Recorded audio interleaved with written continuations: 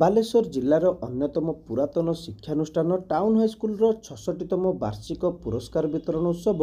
ବିଦ୍ୟାଳୟ ପରିସରରେ ଅନୁଷ୍ଠିତ ହୋଇଯାଇଛି। ବାଲେଶ୍ୱର ଜିଲ୍ଲାପାଳ ସୂର୍ଯ୍ୟବଂଶୀ ମୟୂର ବିକାଶ ଏଥିରେ ମୁଖ୍ୟ ଅତିଥି ଭାବେ ଯୋଗଦେଇ ଉତ୍ସବକୁ ଆନୁଷ୍ଠାନିକ ଭାବେ ଉଦ୍ଘାଟନ କରିବା ସହିତ ସଫଳତା କାମନା ପାଇଁ ଛାତ୍ରଛାତ୍ରୀଙ୍କର ଦୃଢ଼ ଇଚ୍ଛାଶକ୍ତି ଓ ଗଭୀର ଆତ୍ମବିଶ୍ୱାସର ଅଧିକାରୀ ହେବାକୁ ପରାମର୍ଶ ଦେଇଥିଲେ। छात्र छात्री जो कि आम देश रो भविष्य आज मुझे आसिक बहुत खुशी आपणकर सरकारी उच्च विद्यालय हिस्ट्री मत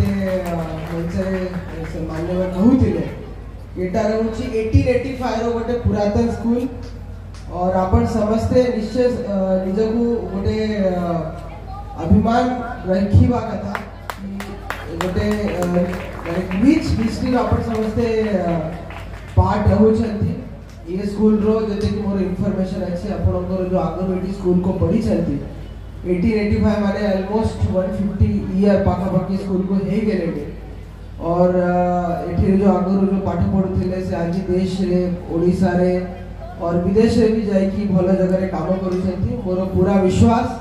कि आपनकर स्कूल रो जो रिच ट्रेडिशन अछि जो रिच एजुकेशन बैकग्राउंड अच्छी अपन आग को नहीं जीवे और ये जो हमारे वार्षिक सम्मेलन होगी गुड़ाए लोगों को अवार्ड मिल जाको आज किसी अवार्ड मिलना से किसी मन दुख करवा कथा नुहे बिकॉज आम जिते सब टाइम रे ठीक रे काम करूँ लाइफ रे निश्चय आगे जीवु मु सब पिला मानक एतिकी संदेश देवी कि भलरे पाठ पढ़ंतु अपार्ट फ्रॉम योर स्टडीज आम जो एक्स्ट्रा करिकुलर एक्टिविटी अच्छी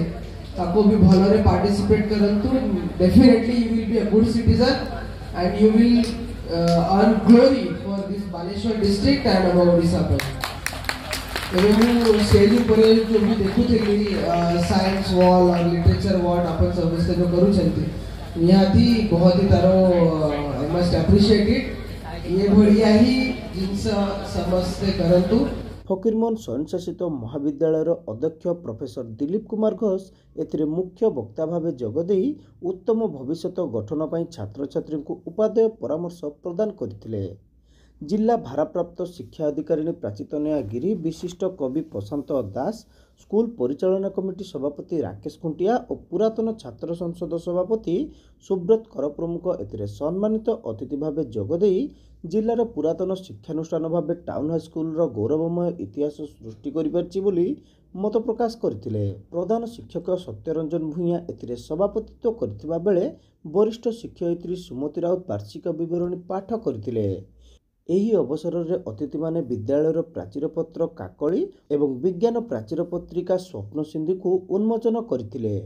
पूर्वर आयोजित विभिन्न प्रतियोगितार कृति प्रतियोगी को एही कार्यक्रम में अतिथि माने पुरस्कृत करथिले। कार्यक्रम में शिक्षयित्री मधुस्मिता बारिक अतिथि परिचय प्रदान करथिबा बेले अवसरप्राप्त शिक्षक दामोदर पंडा वेदपाठ करथिले। शिक्षयित्री सुस्मिता पंडा शेषर समस्त को धन्यवाद देइथिले। सभा पर विद्यालयर छात्र छात्री मानक द्वारा आकर्षणीय सांस्कृतिक कार्यक्रम परिवेशित होइतिला। शिक्षयित्री तनुश्री कर, देवस्मिता दास, भारती राउल, नमिता नायक, कल्पलता रथ, सत्यसागरिका राउ, जयंती चाषी, जयस्मिता बेहेरा,